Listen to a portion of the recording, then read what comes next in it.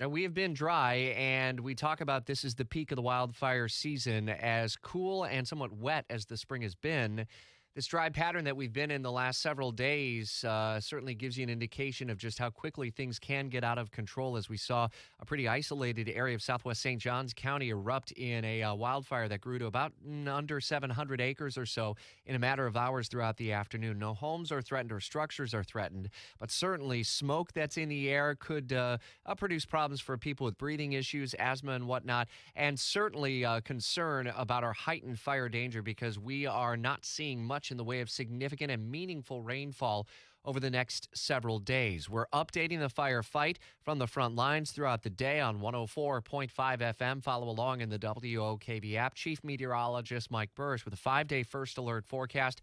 Not spotting much in the way of significant rainfall, isolated shower potential. And with winds off the Atlantic, that may blow some of the smoke inland further across the Shands Bridge and into Clay County, for example. So updates on that part of the story throughout the day as well. And you can always get Mike's weather podcast available on demand as he takes you in depth on the story behind the weather forecast when you download the WOKV app or wherever you get your favorite podcasts. Today, celebration of life is planned for Tristan Bailey, who lost her life just over a week ago at the hands of one suspect as so far, who is now in custody and facing a second-degree murder charge, still held as a juvenile.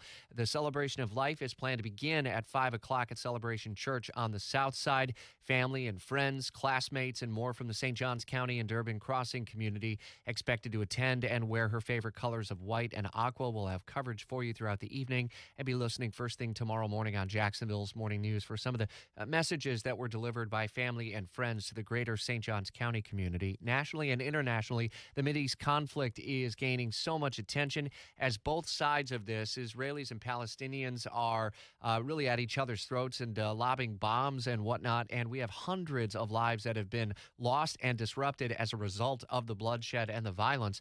President Biden spoke with Israeli Prime Minister Benjamin Netanyahu again yesterday as efforts to try to broker a ceasefire continue. We'll follow that story very closely, and you can get breaking news alerts as this story develops over the coming days and potentially weeks. We're now into a second week of this conflict. Download the free WOKV app. Coverage on all these and other top stories when you tune into Jacksonville's Morning News and throughout the day on 104.5 FM.